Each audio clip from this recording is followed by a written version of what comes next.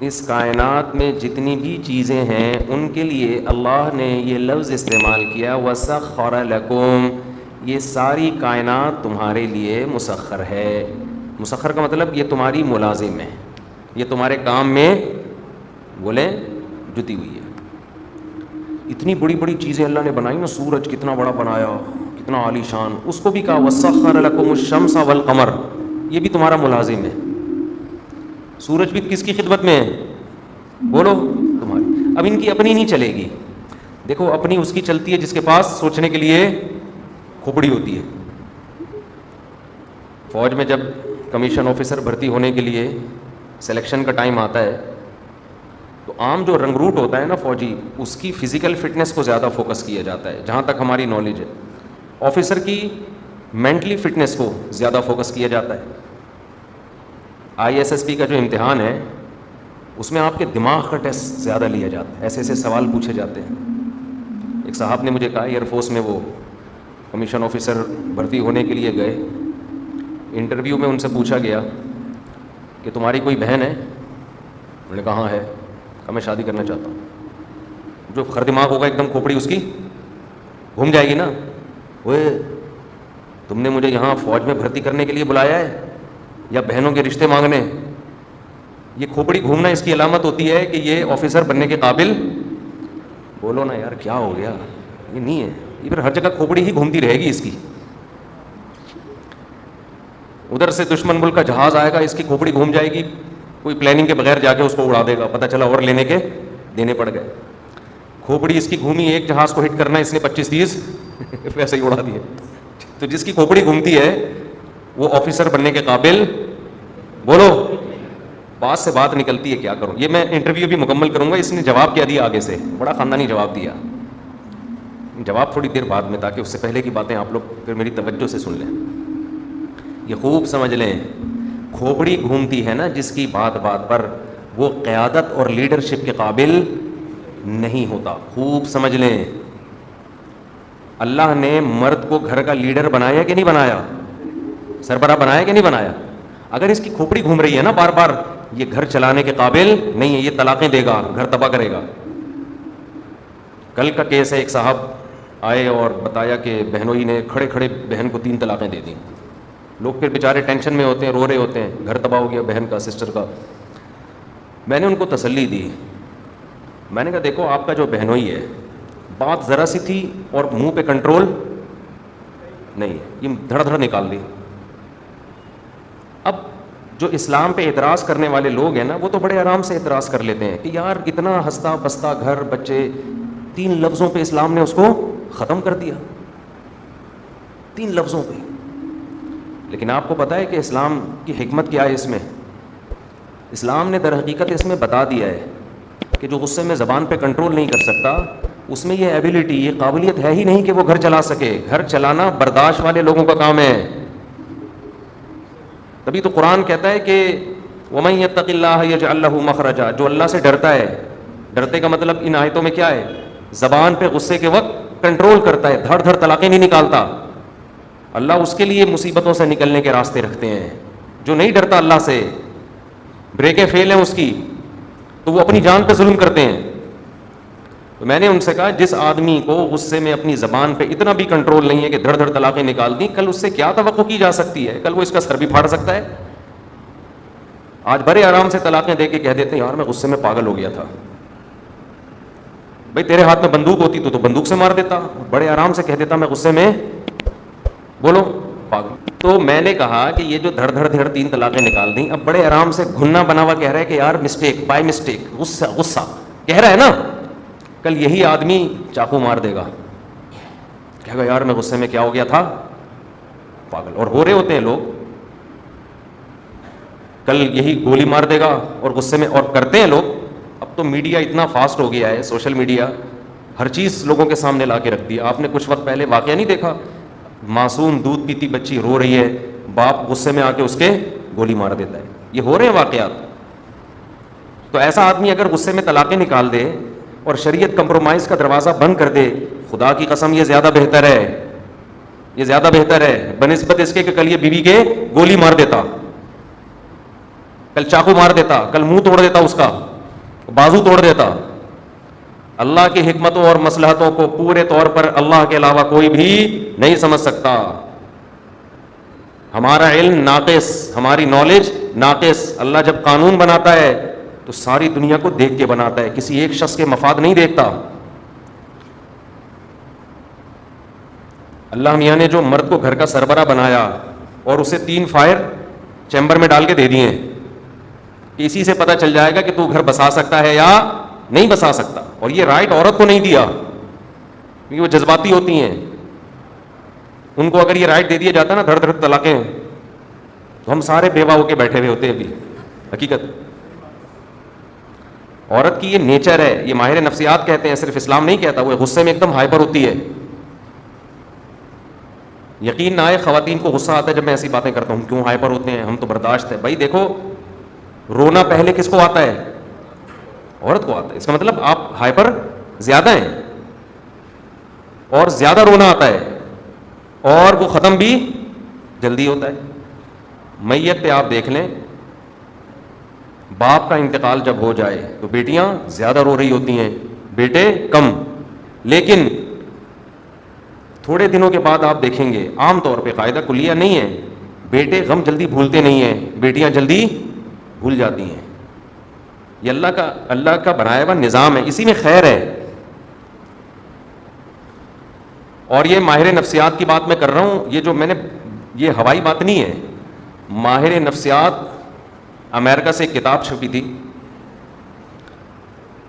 وہ وہاں کی ماہر نفسیات ڈاکٹرز نے لکھی تھی. ہمارے دوست کہتے ہیں آپ کتاب کا حوالہ دے دیا کرو, آپ نام بتا دیا کرو اس ڈاکٹر کا, اس سے بیان میں جان پیدا ہو جائے گی. اصل میں بات یہ ہوتی ہے کہ اس ٹاپک پر بات کرنے کے لیے تو میں بیٹھا نہیں تھا نا. اگر میں نے پہلے سے یہ ٹاپک سلیکٹ کیا ہوتا تو میں نام بھی دے کے آتا, کیونکہ وہ کتاب پڑھے ہوئے بھی ہم کو 15-20 سال ہو گئے. تو یہ بات تو درمیان میں ضمناً آ جاتی ہے, تو اس لیے نہ مجھے ڈاکٹر کا نام یاد ہے نہ اس کتاب کا نام.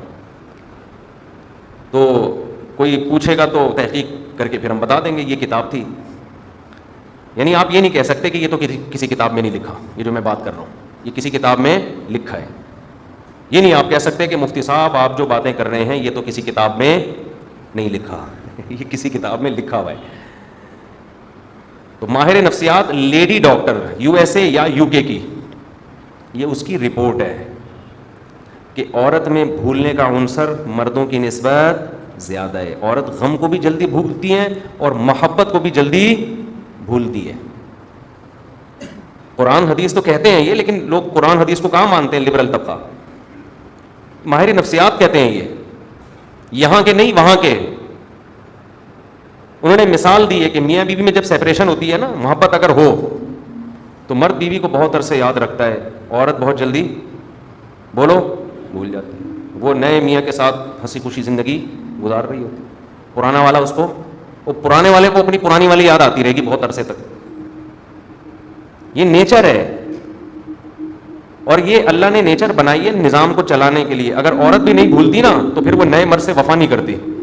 اللہ نے اس کی فطرت یہ بنائی ہے کہ چھوڑ دیا نا اس نے, تھوڑے دن رو دو پھر بھول جاؤ اس کو. نیا والا اگر وہ پرانے والے کو یاد کر رہی ہوتی تو نئے والے کو غصہ نہیں آتا, پھر مجھ سے شادی کرنے کی ضرورت کیا تھی جب پرانا اتنا اچھا تھا. نہ یہاں نئے والے بھی بیٹھے ہوں گے, کچھ پرانے والے بیٹھے ہوں گے. تو یہ اللہ نے بنایا اس کو کہ بھائی یہ تم جو ہے اس سے دل لگاؤ, پرانے والے کو. تو اللہ نے اس کی نیچر ایسی بنائی ہے.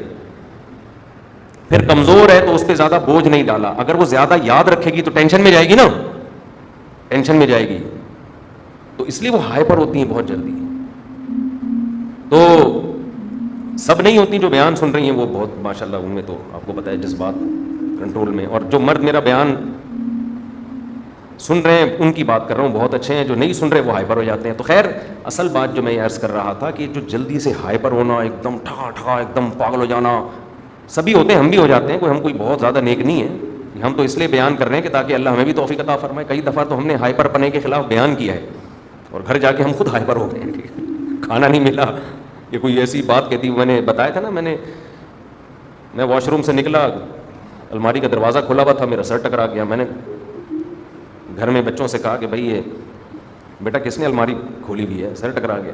GH اسے فوراً رپلائی آیا کہ انسان کو خود بھی دیکھنا چاہیے. تو بچوں نے اگر غلطی کر بھی دی ہے تو آنکھیں تو الحمدللہ ہماری کھلی ہوئی ہیں. تو جی ایچ کیو تو آپ کو پتہ ہے فوراً رپلائی کرتا ہے, آرمی فوراً ایکشن لیتی ہے. ٹھیک ہے نا. تو لیکن خوب سمجھ لو کہ جو سربراہ ہے اگر اس میں برداشت نہیں ہے تو وہ گھر نہیں چلا. اللہ نے مرد کو گھر کا سربراہ اس لیے بنایا ہے کہ اس میں برداشت زیادہ ہے, اور اگر آج کل کے مردوں میں جو برداشت ختم ہو گئی ہے تو پھر اللہ ان سے گھر بسانے کی نعمت چھین لیتا ہے. وہ دھکے کھاتے رہتے ہیں, طلاقیں دیں گے, پھر ادھر شادی, پھر طلاقیں دی, پھر ادھر شادی, پھر جو زندگیاں پھر طلاقوں کے بعد ہوتی ہے, مرد بھی برباد اور اس عورت کا تو بیڑا غرق ہو ہی جاتا ہے بیچاری کا.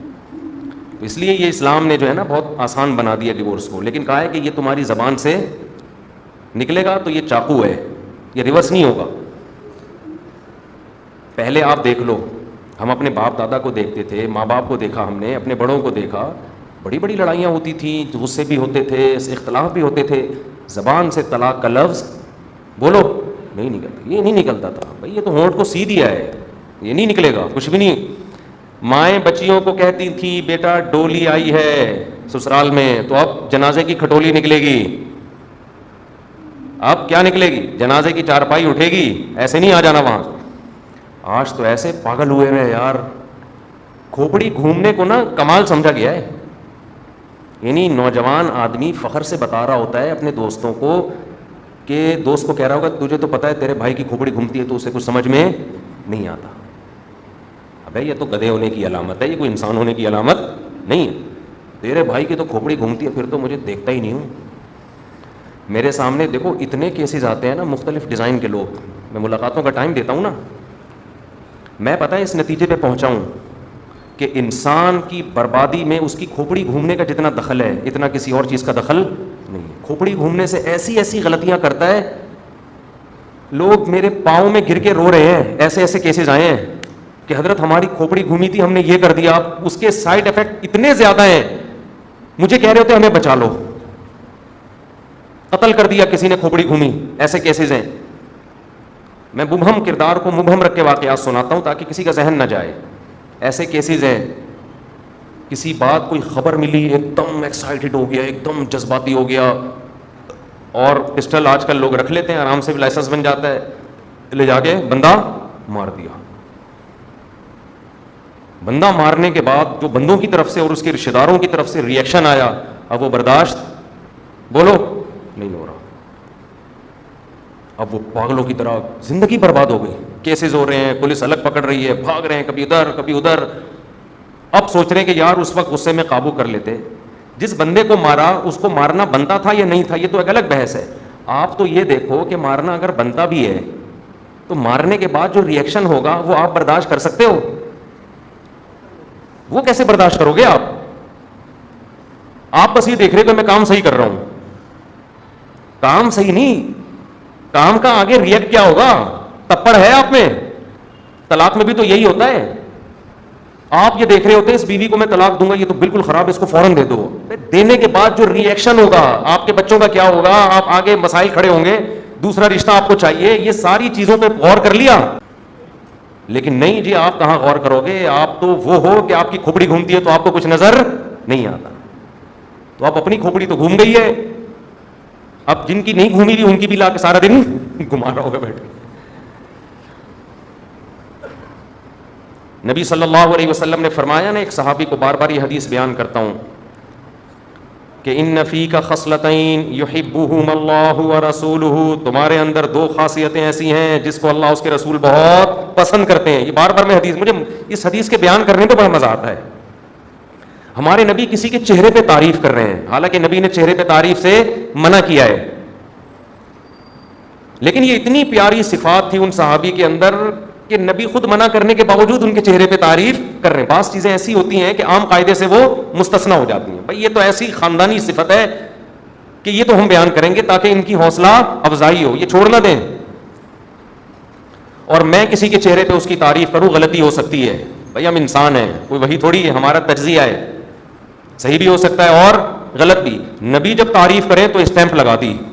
صحابی کتنا خوش ہوتے تھے نا جب نبی صلی اللہ علیہ وسلم کسی صحابی کے تعریف کرتے تھے نا, تو صحابی کا دل بہت باہ باہ ہوتا تھا, خوب سمجھ لیں, اپنی تعریف سن کے خوش ہونا یہ کوئی بری چیز نہیں ہے, یہ نیچر ہے انسان کی. اترانا یہ بری چیز ہے, اپنی تعریف سن کے چوڑے میں آ جانا کیا ہے.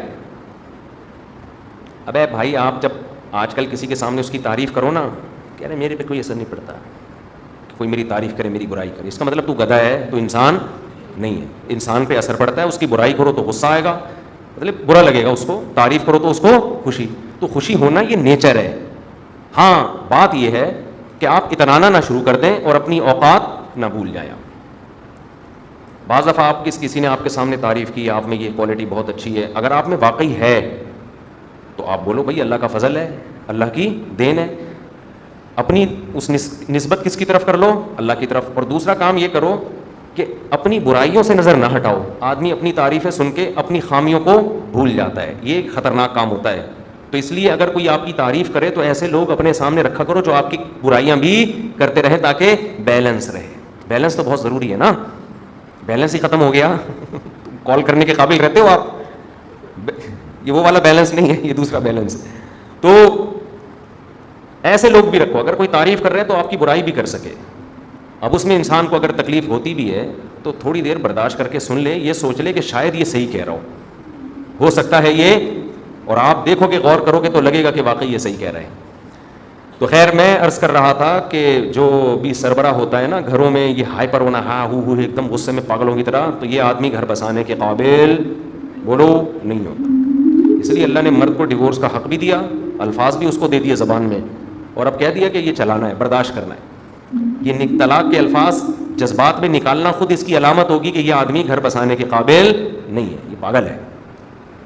تو میں وہ ایئر فورس والے کا واقعہ سنا رہا تھا نا, ہمارے دوست اب پتہ نہیں کہاں غائب ہو گئے, مارکیٹ سے شارٹ ہو گئے وہ. تو انہوں نے کہا کہ انٹرویو کے دوران مجھ سے پوچھا کہ آپ کی کوئی سسٹر ہے, میں نے کہا ہے, کہہ رہے میں اس سے شادی کرنا چاہتا ہوں. ایسے موقع پہ آدمی کی کھوپڑی, اگر کھوپڑی گھوم جاتی نا اس کا سلیکشن نہیں ہوتا. کھوپڑی کیسے گھومتی, او بھائی کیا باتیں کر رہا ہے, پاگل ہو گیا ہے مجھے ایئر فورس میں بھرتی کرانے کے لیے آیا ہے, میری بہن کی بارے میں باتیں کر رہے ہو. انہوں نے مجھے بتایا کہ میں نے ٹھنڈے پیٹوں اس کی بات کو سنا. میں نے کہا سر میں رشتہ دینے کے لیے بالکل ایگری ہوں, لیکن ہمارے خاندان میں ایک شرط ہے رشتہ دینے کی. اس نے پوچھا کیا شرط ہے, کہ ہمارے یہاں وٹا سٹا ہوتا ہے یہ مجھے واقعہ سنا رہے تھے, کہہ رہے سر ہمارے یہاں کیا ہوتا ہے, رواج ہے وٹا سٹا کا. سمجھ میں آئی, سلیکشن ہو گئی. کیونکہ انٹرویو لینے والے کو اس کی بہن سے کیا دلچسپی بھائی, کامن سینس کی بات ہے نا, وہ کیوں کرے گا تم کو یہاں, وہ تو آپ کا مائنڈ چیک کر رہا ہے کہ کھوپڑی تو نہیں گھومتی. اندازہ ہو گیا بھائی اس کی کھوپڑی سیٹنگ پہ حاضر جواب ہے. اب ایسا نہ ہو کوئی بھی آپ کی سسٹر کا رشتہ مانگے تو آپ وٹا سٹا لگا دو آگے سے. پہلے کی شادیاں کم ہو رہی ہیں مارکیٹ میں اور ٹینشنیں کھڑی ہو جائیں گی. تو میں یہ کر رہا تھا کہ ISSB میں جہاں تک ہماری ٹوٹی پھوٹی نالج ہے, ہمارے بھی کچھ رشتے دار فوج میں گئے, وہ بھی بتاتے ہیں کہ کیا چیک کیا جاتا ہے, کھوپڑا, مینٹل لیول چیک کیا جاتا ہے, ذہین. جو ماتحت فوجی ہوتے ہیں ان میں زیادہ ذہانت تو ان میں بھی چیک کی جاتی ہے کہ کچھ ہے بھی کہ نہیں, اندر سے بالکل خالی نہ ہو, لیکن بہت زیادہ مینٹل لیول ان کا اونچا ہونا ضروری نہیں ہے. تو اس سے اصول, دنیا کا بھی اصول, شریعت کا بھی اصول, کہ قیادت لیڈر بننے کا حق کس کا ہے, جس کے پاس دماغ ہے. جانوروں کے پاس دماغ بولو نہیں ہوتا, ذہانت نہیں ہوتی. دماغ تو ہوتا ہے, ذہانت نہیں ہوتی ان کے پاس. کیا مطلب, وہ اپنی مرضی سے نہیں کرتے کچھ, جو آپ ان کو سکھا دو گے اس پہ سیٹ ہو جائیں گے, جو آپ ان کو سکھاؤ گے اس پہ وہ سیٹ ہو جائیں گے. انسان ہے جو ہر وقت سوچتا رہتا ہے. اسی وجہ سے پوری کائنات اللہ نے مسخر کی ہے, کس کے لیے, انسانوں کے لیے, کہ یہ سب تمہارے ملازم ہیں. سورج بھی, چاند بھی, ستارے بھی, جانور بھی, پہاڑ بھی, کتنے بڑے بڑے جسم ہیں, اور جاب کس کی کر رہے ہیں, ہمارے یہاں سورج ہمارے یہاں جاب کر رہا ہے. آفس ٹائم ہے اس کا صبح 5 آج کل کیا ٹائم چل رہا ہے پتہ نہیں, 5:45, یہ آفس ٹائم ہے کراچی میں.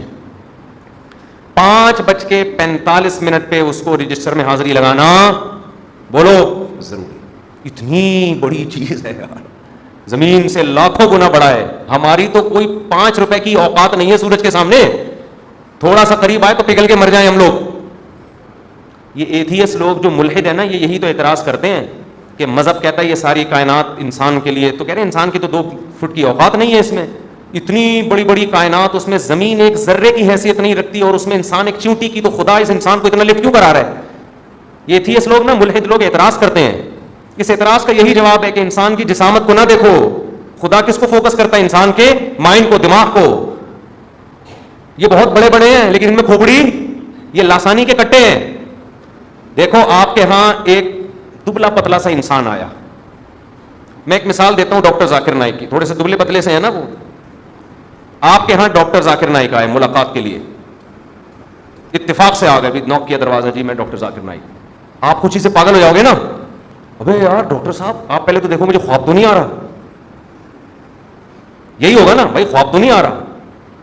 جب یقین ہو جائے گا, لاتیں گھوسے اپنے خود مارو گے, گھر والوں سے بھی کہو گے آج لگا دو میرے 2-4, ٹھیک ہے نا, مجھے یقین نہیں آ رہا کہ میں سو رہا ہوں جاگ رہا ہوں. پھر آپ بٹھاؤ گے, اکرام کرو گے, سیلفیاں لو گے, اور آپ کے ہاں لاسانی کا اتنا بڑا کٹا آ گیا, بیل, بہت کھلا کھلا کے دیسی گھی پلا کے اس کو اتنا بڑا کر دیتے ہیں. آپ جاؤ ذرا ان کے فارم میں دیکھو, اس کو لفٹ کراؤ گے آپ؟ اس کو بولو گے بھائی اس کو کھونٹے سے باہر باندھو, یا گھر میں صوفے میں بٹھاؤں کیا میں اس کو؟ ایک آدھ سیلفی لے لو گے, چلو ٹھیک ہے, نہ کوئی خوشی سے بانچیں کھلیں گی آپ کی. اب ایک آدمی کہہ رہے وہ ڈاکٹر صاحب تو اتنے دبلے پتلے سے, اتنے سے, ان کو تو اتنی عزت, اور یہ اتنا بڑا کٹا, اتنا موٹا, اس کی گردن اتنی موٹی اور اس کے مسلز اتنے زبردست, اس کو تو آپ لفٹ ہی نہیں کرا رہے, یہ بڑا ہے اور وہ چھوٹے ہیں, بڑوں کی عزت نہیں اور چھوٹوں کی کوئی پروٹوکول. آپ کیا کہو گے بھائی ان کے پاس کیا ہے؟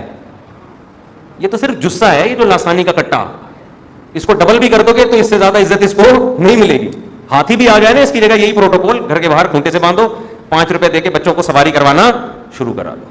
اس سے زیادہ عزت جانور کو بولو نہیں ملتی, اور ملنی بھی نہیں چاہیے. ہندوؤں نے تو گائے کو دے دی, بہت زیادہ پروٹوکول دے دی. ہم کہتے ہیں بھائی گائے ہے تو گائے نا, ہے تو گائے, وہ دماغ تھوڑی ہے اس کے پاس.